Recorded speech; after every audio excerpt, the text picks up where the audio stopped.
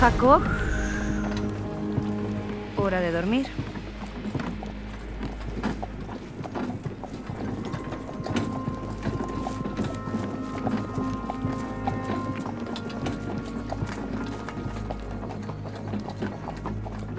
Shema Israel Adonai Eloheinu Adonai Echad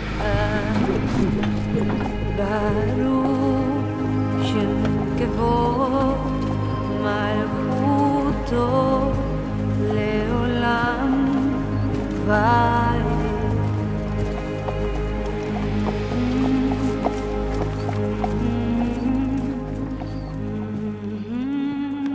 "4 months. This was the time the kings of Spain gave to the Jews to convert to Catholicism or go into exile. The Alhambra Decree marked yet another tragic episode in Jewish history.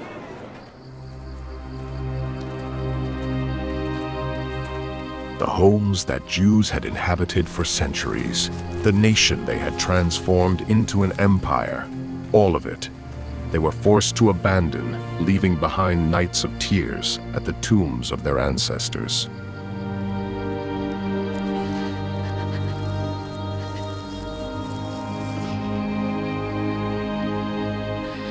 Shalom v'letraot.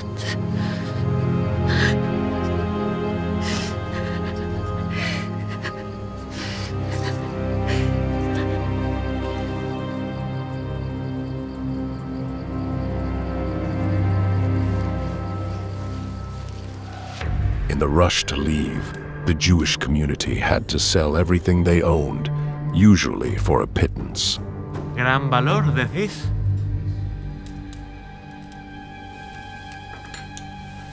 No parece más que una baratija vieja. Puedo ofreceros algunas monedas de cobre y estoy siendo generoso. Pero, señor, estas joyas son todo lo que tenemos. Ayúdenos, por favor. Ayudaros. Vosotros los judíos habéis tenido más de lo que merecíais. Llevad esto de aquí o aceptad lo que ofrezco. That small amount of money was a fragile resource for a journey that promised to be full of dangers and obstacles with an uncertain destination. Rabbis, astronomers, cartographers, men of law, doctors, masters of trade, a vast contingent of small workers were now experiencing the miseries of exile, all too familiar to their people.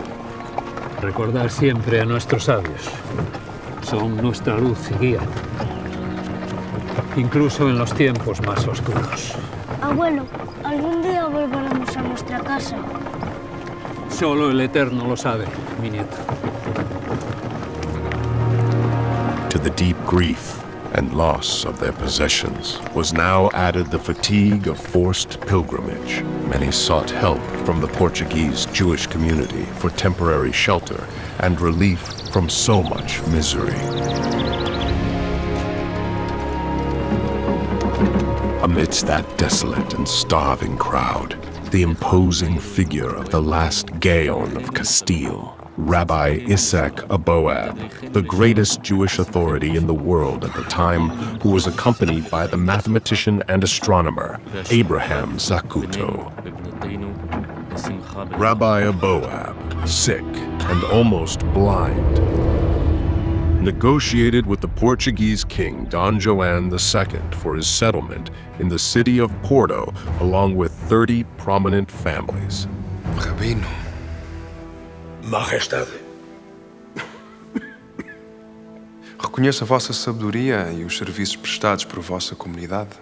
Todavia, este reino não pode suportar tantos refugiados. Que propõe vós? Que nos permitáis instalarnos en Oporto, junto con 30 familias. A cambio, este tributo en oro es la promesa de nuestra lealtad.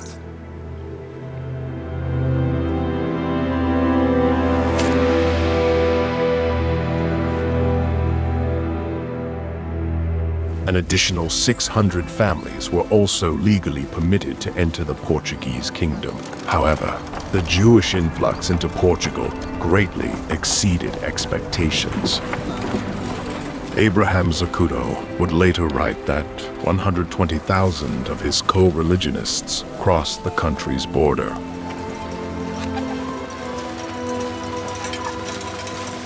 Que podamos reconstruir nuestra vida en paz aquí.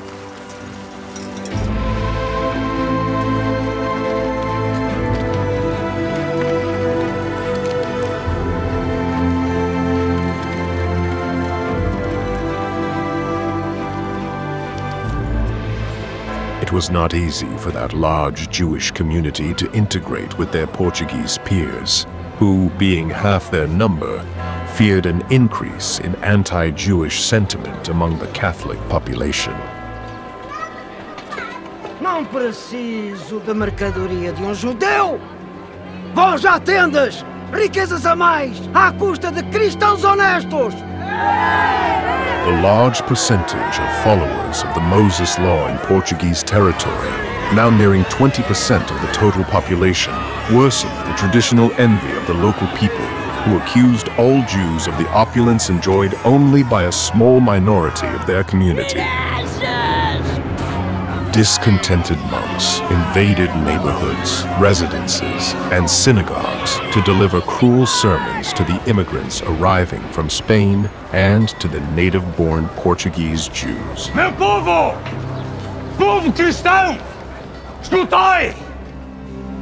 Estes judeus são os assassinos de Cristo! São eles os inimigos da nossa fé! Não deveis negociar com eles! Pois eles apenas trazem as maldições! Estes judeus!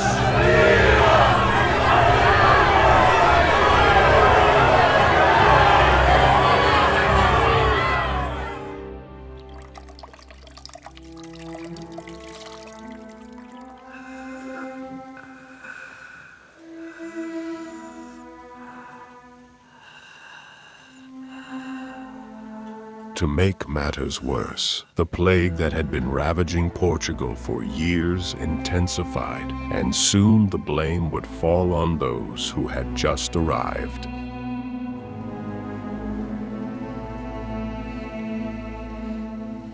O Senhor há de nos guiar para fora desta tormenta. Oh, Senhor! Protegei vossos filhos desta terrível peste. Dai-nos força para suportar esta provação e curai os doentes entre nós.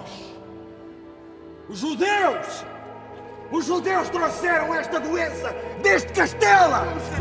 Assassinos! Assassinos de Cristo! Hereges!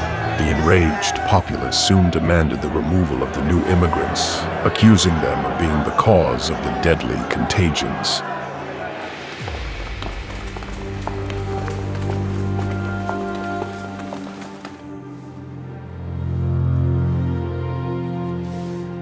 King Don Joan II allowed most of the newly arrived Jews to stay in Portugal for 8 months. To make this hospitality profitable, he demanded payment of 8 cruzados per person, along with taxes on goods brought into the kingdom. O decreto será cumprido, a bem da Santa Igreja e do Reino.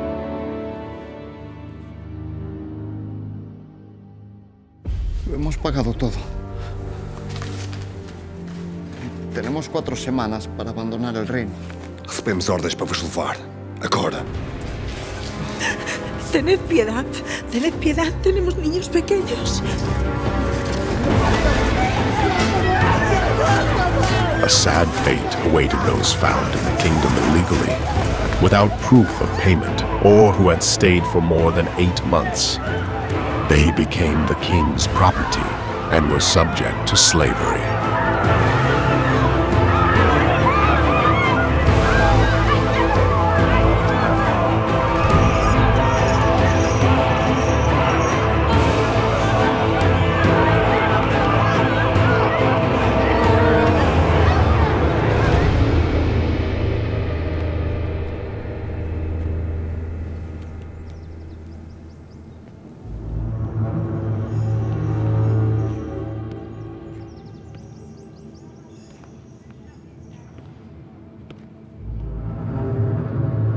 Nobles and courtiers could choose Jews of any age at will, and those who were not chosen were sold to the highest bidder. Servir-me-ás.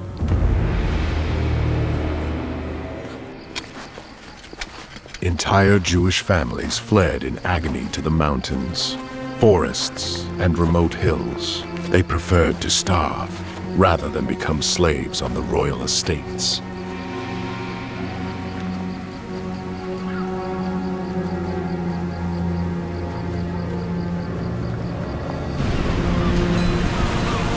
Those who attempted to flee to Morocco generally faced violence from boatmen and captains who behaved like monsters without any pity.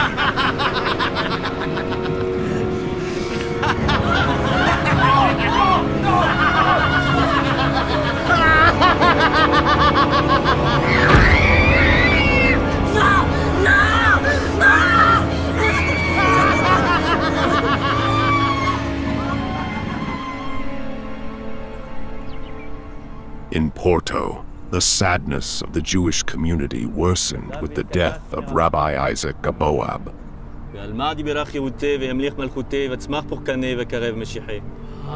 The funeral of the great religious leader was conducted by Rabbi Abraham Zacuto.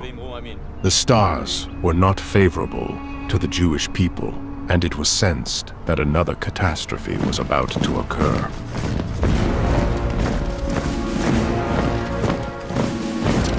In the summer of 1493, claiming that many Spanish Jews had not paid the required tribute or were staying illegally in Portugal. Em nome do rei! Abram a porta! King Don Joan II ordered the abduction of 2,000 children under the age of 8 to populate the distant island of São Tomé, located 7,500 kilometers from Lisbon.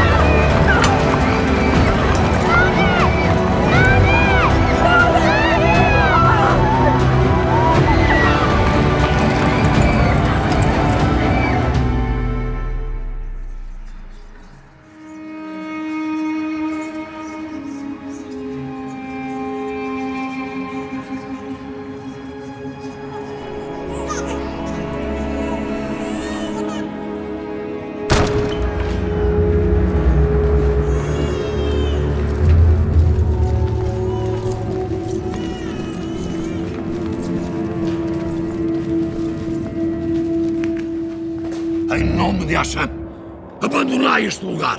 Que quereis vós daqui? Levem as crianças! Elas serão criadas na verdadeira fé.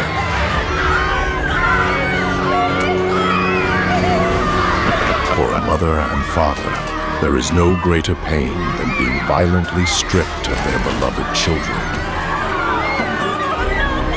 The merciless king aimed to punish the Jewish community, while also turning the deserted island of São Tomé into a strategic stop for armadas and trade ships.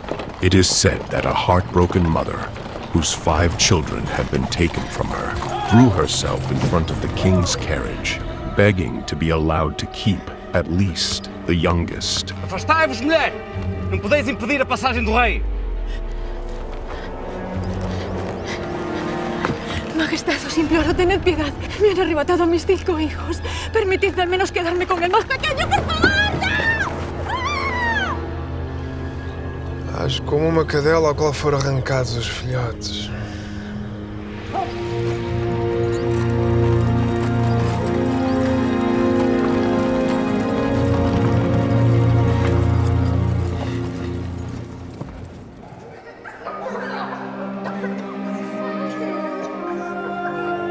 All those young boys and girls, dressed in slave-like burlap robes, were converted to Catholicism before being sent to São Tomé. They were the first standing baptisms in Portugal's history. Em nome do Padre, do Filho e do Espírito Santo. Em nome do Padre, do Filho e do Espírito Santo. Em nome do Padre, Filho e Espírito Santo. Em nome do Padre, Filho e Espírito Santo. Em nome do Padre, Filho e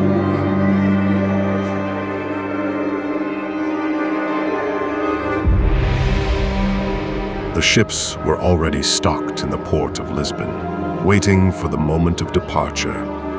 A perilous journey never before undertaken by other nations of experienced sailors.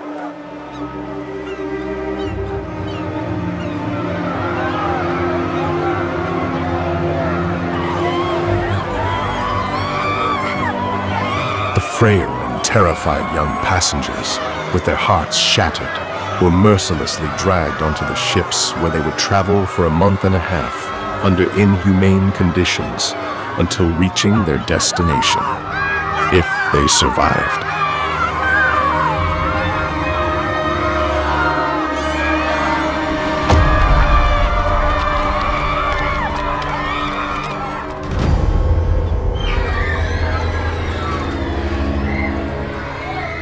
Unbearable suffering befell the hearts of the young ones, who had lost their mothers, fathers, cousins, grandparents, and community in exchange for an endless ocean where water was the only path away from everything they loved.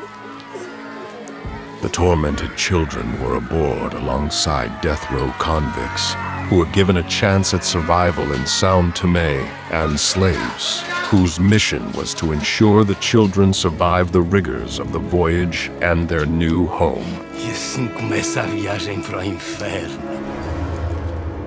Amid such a dark episode in the lives of Jews in Europe, and as if by divine punishment, the heartless Dom João II fell ill with a severe disease from which he never recovered. Dios cui proprio nes miseri sempre parceritus suppliceus Erasmus pro anima famulitur regis nostri quam andeloque saecula migrari. When the fleet of ships left Lisbon, it left behind thousands of Jewish people in the deepest agony. Mi hijo.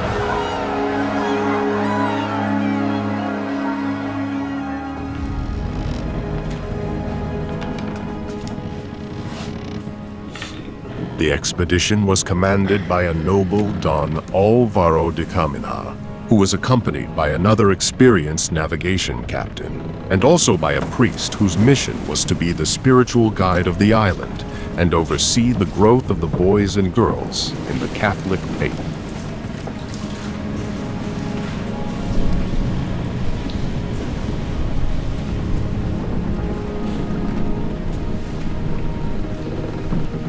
Até ao presente, malograram todas as tentativas de povoar São Tomé. Muitos foram devorados por animais selvagens. E as febres não poupam ninguém. Deus Nosso Senhor permitirá que resistamos.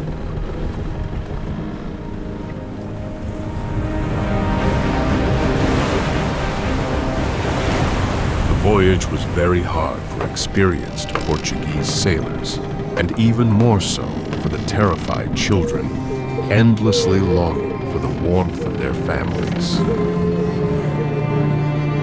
The terrible effects of the waves were also devastating.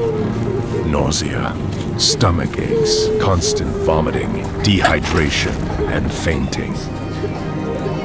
The children ate biscuits soaked in seawater, along with salted fish and meat. Too young to drink wine, they drank water stored in large barrels, which, infected with bacteria, caused infections and diarrhea.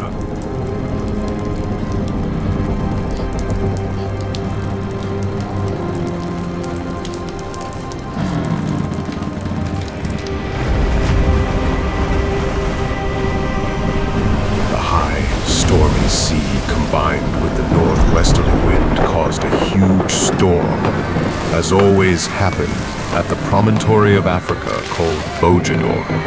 The days of pain and sacrifice passed endlessly. Only the toughest could endure the hardships of the journey, full of deprivations.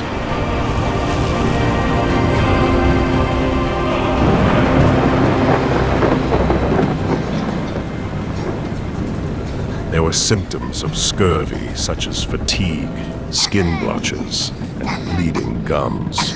The sick couldn't walk and died in great suffering.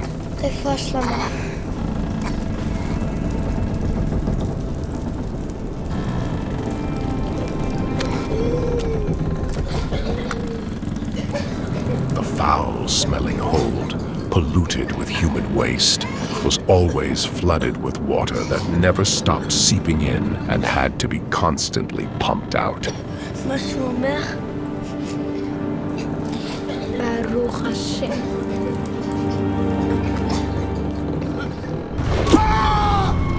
Don Al-Baradai Kamina, the authority on board, didn't tolerate the slightest fault from crew members or passengers. Any mistake was punished with lashes. His concern was not the children, nor the slaves, nor the condemned, but ensuring the ship reached its destination.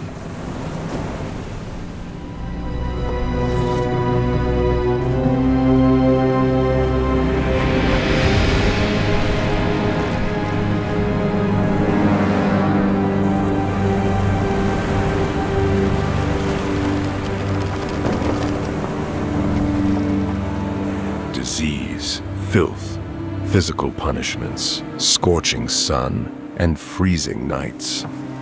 Many children died during the voyage, sleeping outdoors among lice, cockroaches, and rats.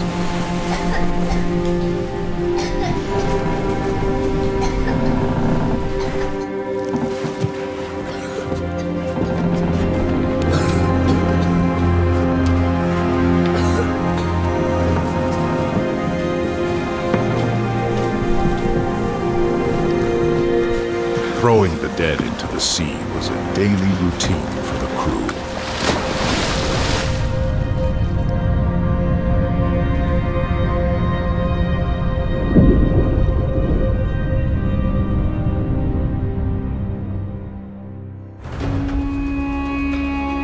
The hell for the unfortunate Spanish Jewish children didn't end with their arrival on the island.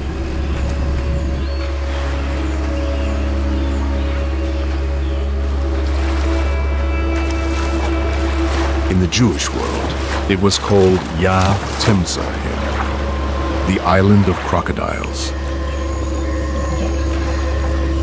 Sao Tome was a massive shield volcano surrounded by a dense fog that produced thunder and lightning. It was an unfit place for colonization, covered with poisonous vapors and extreme heat.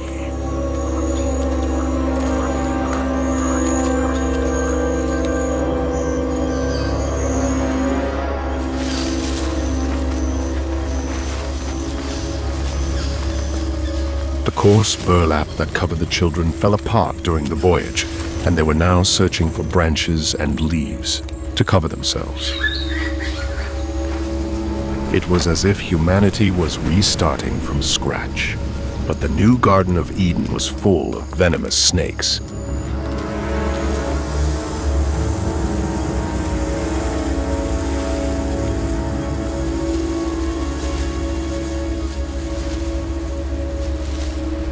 This inhuman place was destined to be the grave of all those children.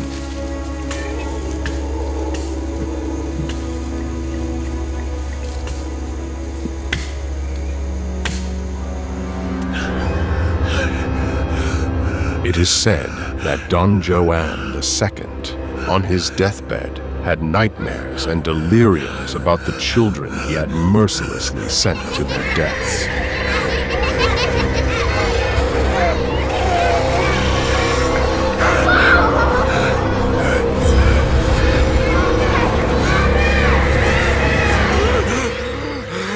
Tirem daqui aqueles meninos.